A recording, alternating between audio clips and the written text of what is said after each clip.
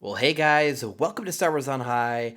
Thank you for stopping by. We are back, and this awesome May continues to roll on with the 20th anniversary of Attack of the Clones. Guys, I cannot believe it has been 20 years since this film released. This is just incredible to look back on the legacy that this film has left because this movie, it means a lot to me. It is really just odd thinking about the fact that it was 20 years ago that Attack of the Clones came out, mainly because, I'm 26 now. I'm sure that's not that old, but the fact that I was 6 years old when that movie came out and the way it just changed my entire perception of Star Wars and movies in general, like I was attached to this movie when I finally got my hands on it. Now, unfortunately, I didn't get to see it in theaters like Josh did, but I do remember going to see Monsters Inc. in theaters, and as we sat down to watch that, the trailer for Attack of the Clones played during that, which was incredible because at the time, I was still very young and I was a very slow learner in school, so I couldn't read very well. So when the trailer was playing, they had like all the titles going across the screen, like the saga continues, da da da da da. I had no idea what it was saying. I couldn't read. I was very bad at reading. And I was really hard at picking up the cues of what the trailer was showing me. My brain knew it was familiar, but I couldn't piece it together. And I just felt myself getting really excited because I saw the lightsabers. I was like, wait, what is this? So I kept asking throughout the entire trailer. I was like, what's it say? What's it say? Because I was so excited to see this. And then when the title came up at the end, I was like, what is it? What's it say? My older sister was just like, it says Star Wars Episode 2. And I thought she was like lying for like 2 seconds. And I was just like, no, that's what this was. This is a new Star Wars movie. I didn't know this was happening. Because by this time, I had only seen The Phantom Menace, and I'm pretty sure by that point I had seen the entirety of the original trilogy, but I only owned The Phantom Menace and A New Hope. So those are the only two bits of Star Wars I got, and I damn near ran those tapes into the ground because I had them on VHS. So I remember just being so excited for this movie to come out, and I think that's really where it sealed the deal that I was going to be a diehard Star Wars fan because of what my reaction to this trailer was just as a kid. And I just remember, I was so excited to see this movie. I didn't know when anything was going to be released on VHS and DVD. So I remember I was going through a random store on a strip one day with my mom, and I was just looking through the movies when I saw this. And this to this day is still my original copy of Attack of the Clones, but I remember I was like, Mom, the new one, please. And I'm so thankful that she said yes because I almost ran this one into the ground too because this is like the only movies I would ever watch. And no matter what, I'm never going to get rid of these because like this is literally my childhood. So like this, and I've already showed it before, but just for comparison, there's my original Phantom Menace that I got from Hollywood Video too. So I still have these. And I'm not, they're going to stay with me for a while. So, in honor of the 20th anniversary of Attack of the Clones, Josh and I decided that we're going to talk about, what this movie meant to us, like we did with our 1,000 subscriber special. We'll probably have some of these scenes that are the same. We didn't really talk this through a whole lot. We might have a couple that overlap, but regardless, we want to know your thoughts. What is the first thing that comes to your mind when you think of Attack of the Clones? Even if you absolutely hate this movie, but there's one scene that you really love, let us know in the comments. We want to talk about it. We want to have a good time. No matter what it is, just let us know. As I reflect on the legacy of this movie and what it means to me, it is the first Star Wars film I ever saw in theaters. And that is left such an impression on me. And when I talk about the prequel eras and how it's Star Wars to me, I mean it because it's what I grew up on. It is the moments I remember with friends. It is the trailers I recall.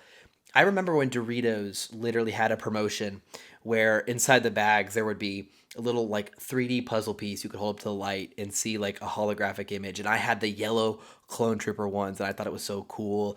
And I remember the Go-Gurt tubes for Geonosis in the Coliseum. The movie was so fun, so exciting. And there are just countless, it's changed the entire trajectory of my life in a lot of ways because I'm here talking to you guys all over the world about this film.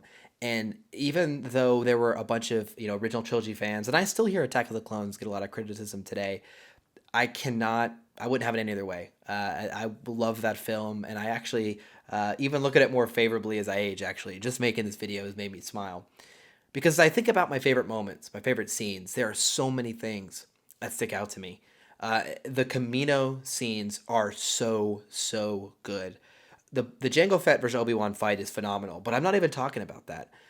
I mean just this crazy eerie conspiracy being revealed to Obi-Wan, who requested these clone troopers. I remember when I was younger, like I was creeped out. I was like, who's this Master Sifo-Dyas? What's going on? I remember like my brain was turning because I was so young. I didn't understand all the complexities, and I just remember that sense of awe I had in the theater.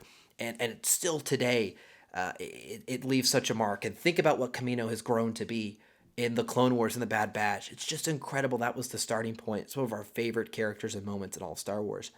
The Geonosis scene, which of course has this epic kind of Jedi battle. I know it's not maybe maybe the best orchestrated lightsaber fights, but I loved that scene. Oh my gosh, the whole lightsabers glowing, the epic confrontation.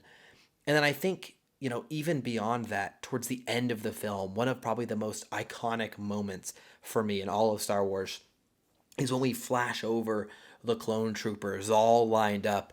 It says begun, the Clone Wars have. And I just remember the impact of that. And I didn't even know at that time that that line would spawn the greatest TV show I've ever watched in the Clone Wars. It's insane. It is insane what that movie means and how it's changed meanings to me as I've grown older. I remember, that lightsaber fight between Dooku, Obi-Wan, Anakin, and of course Yoda, I thought was the coolest thing growing up. Oh my gosh, seeing Yoda come out and throw his cane and flip the lightsaber up. When George talks about those movies being made for kids, it was. Those moments were special. Those moments meant a lot to me. And without Attack of the Clones, I'm not here today. I don't love Star Wars as much as I do. And we don't have some of the best moments in all of Star Wars, in my personal opinion. I love Attack of the Clones. And when it comes to some of these scenes that stick out to me, a lot of them come from the trailer because that's like where my first speculations ever came from. I'm 6 years old trying to figure out what all of this means because I never really could comprehend the full story. I just really enjoyed the action of Star Wars. So, Anakin going across the Tatooine desert on his speeder, going in front of the twin sunsets, such a beautiful scene, shot really well. It's always in my head. There's the Coruscant chase with the bounty hunter, because you get to see the nightlife of Coruscant, all of the crazy lights that go on. It's just really cool to look at. One of my all-time favorites is definitely when Obi-Wan walks out onto the balcony in Kamino and we see the clone army for the first time. Because seeing that in the trailer, I was like, oh, those are stormtroopers. Those are the bad guys. So that they're already starting to fight the clones. Obviously couldn't put two and two together. And when I found out that they were the good guys, I was like, what? I don't understand. How does this work? Little did I know episode 3 would change a lot. And of course, I think the biggest one was the fight between Yoda and Dooku, because I just never expected Yoda to fight anybody, nor did I expect him to go off the wall, quite literally, and fight Dooku the way that he did. As a kid, I was just like, this is the greatest thing ever. I was so sad at how short that fight was, because before, like, as a kid, I was like, okay, the fight with Dooku between Anakin and Obi-Wan is okay. Then Yoda comes in and it just goes crazy. And my favorite one is a moment from the trailer that left me speculating up until the movie came out. But it's the scene that shows Dooku's lightsaber. You don't really get to see it a lot in the trailer, but I saw it a lot in the commercials for the toys that came out. Because, they had the big extendable light-up lightsabers that every kid wanted. And Dooku's had that really crazy curve in it. So I was like, why is it not a regular straight handle like the rest of them? So I do remember in the trailer, there's a scene, it's a quick clip of the fight where Anakin has two lightsabers and he's fighting Dooku, which, as a kid, that's amazing.